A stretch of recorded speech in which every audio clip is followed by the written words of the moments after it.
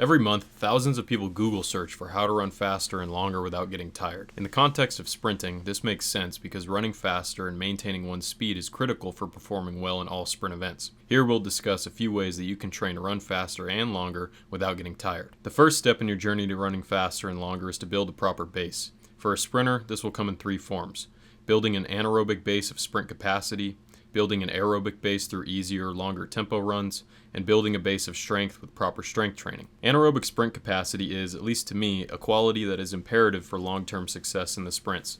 Typically, this is developed through repeated sprints over distances ranging from 20 to 70 meters, performed at a high intensity level with relatively short rest periods. The goal with these workouts is to build the energy systems, technical requirements, and specific skills related to sprinting fast over short distances. Before we can expect to run our fastest, we should develop conditioning that is specific to the distances and durations of our chosen event, such as the 60 or 100 meter dash.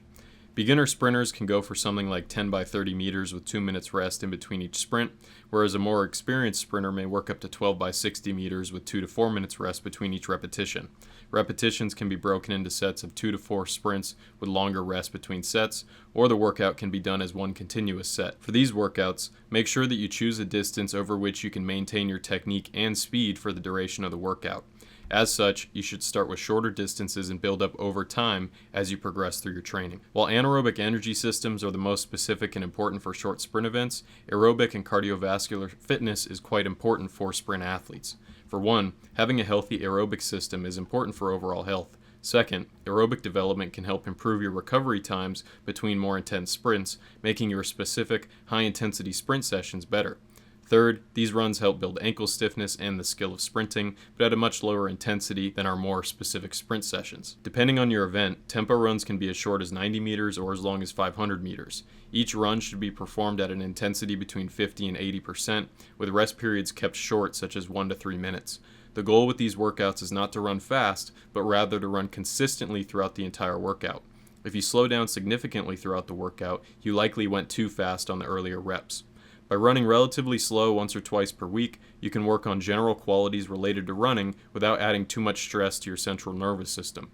This work can also help set you up better to progress into more specific forms of long sprint endurance, so tempo runs should be performed early in your training year to set you up for proper progressions. Strength training is another form of training which will help you in your journey to running faster for longer. Properly applied strength training can help to improve your ability to produce force while also helping to make you more resilient against injury. In sprinting, our ability to produce force will dictate how well we can sprint. While the quality of force application most specific to sprinting can only be developed through sprinting, our ceiling of force production ability can be raised through various forms of strength training. Getting stronger in squats, power cleans, step-ups, sled pulls, Romanian deadlifts, seated calf raises, and other exercises can help raise this ceiling of force production capability. Additionally, getting stronger will help prevent injury. By increasing the ability for our muscles to endure tension, improving bone density, and improving intramuscular coordination, strength training acts as an insurance plan against injury.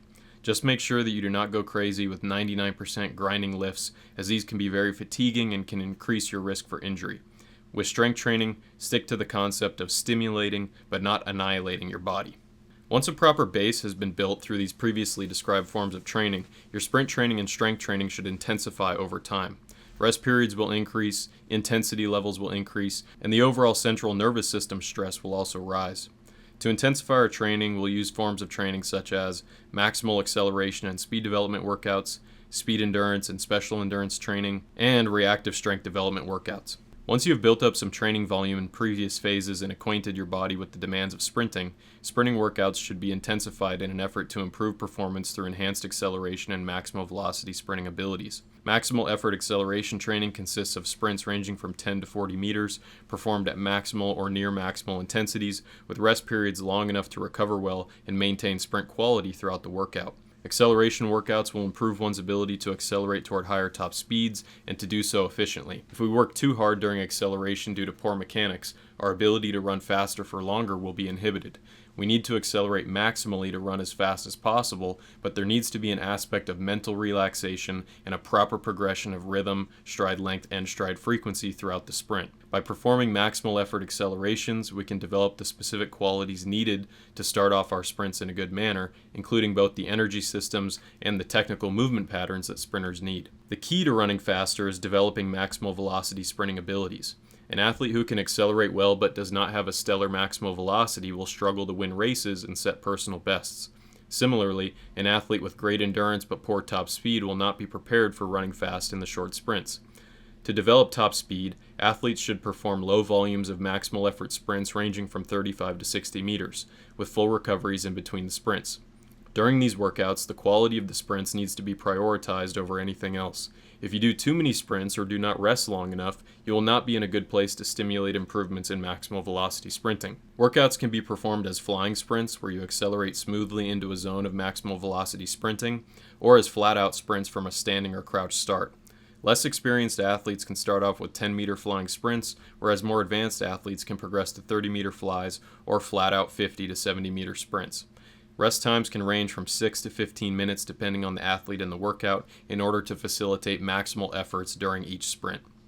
Once you sense that you will not be able to keep sprinting at your fastest speeds, it is important to move on to another part of the training session or to shut down the session completely. Maximal velocity is a very hard quality to develop, and as such it is important that we do not induce excessive fatigue during these sessions. Instead, we want to tap into the fastest sprinting speeds we are capable of and only run sprints that are fast and technically sound.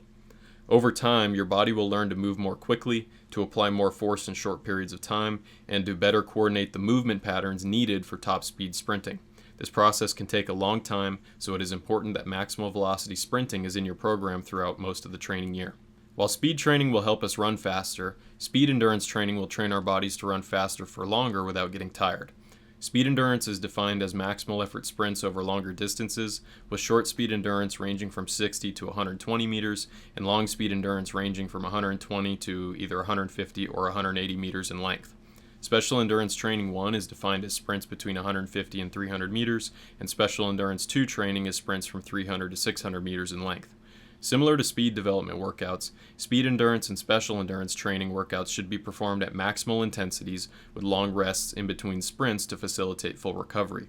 These workouts will help improve one's ability to maintain their speed, minimize deceleration at the end of the sprint, to improve elasticity, and to further intensify training beyond what speed development training alone can achieve. 60-meter and 100-meter sprint athletes can emphasize short speed endurance more, whereas 200 and 400-meter athletes will need to do more long speed endurance and special endurance training in their program. These workouts are crucial for sprinters who want to run faster while also being able to minimize deceleration. All sprint events from 100 to 400-meter dash races have phases of the sprint where the athlete is slowing down.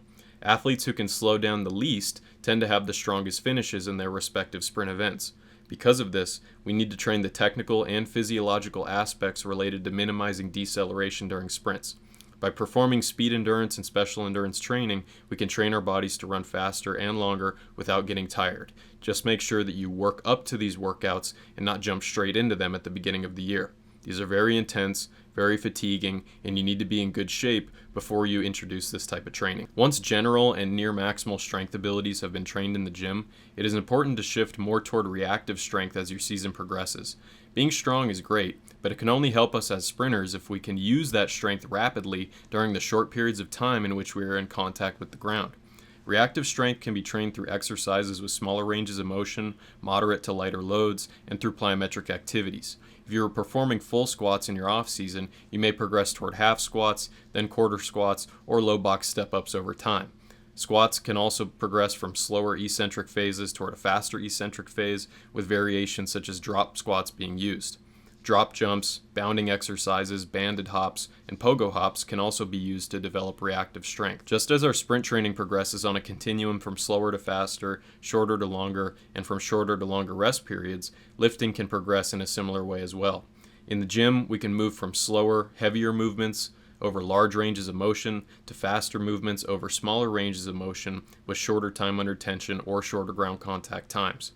Once reactive strength is well developed, it will help to enhance lower leg joint stiffness and rate of force development.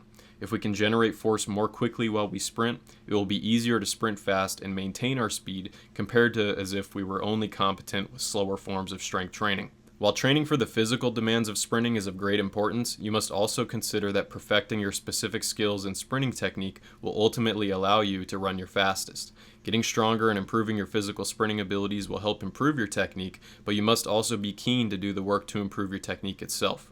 Inefficient technique can limit your maximal velocity and will wreak havoc on your ability to minimize deceleration toward the end of a sprint. Someone may be able to power their way through 30 meters, but their technical flaws will begin to show themselves as they reach maximal velocity and are unable to maintain their speeds.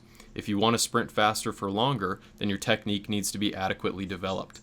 By watching videos of yourself sprinting, you can identify areas of potential improvement. You should check your posture, ground contact mechanics, leg recovery mechanics, as well as your technique at different phases of the sprint.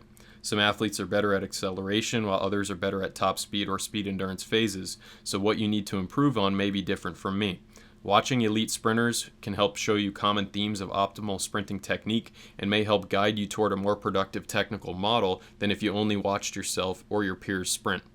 Make sure that you are sprinting with good posture, that you exhibit an active strike as you swing your leg into the ground, and that you avoid overstriding, as well as avoiding excessive backside mechanics. When you combine a well-conditioned body with a skillful execution of sprinting technique, that is when you will achieve your fastest sprinting times and be able to maintain your speed deeper into the sprint. Ultimately, anybody can train their body to run faster and longer without getting tired. This requires that we develop the physical qualities and technical skills that allow us to run faster over longer distances. By progressing your training in the manner presented in this video, you too can improve your sprinting times and run faster for longer without getting tired.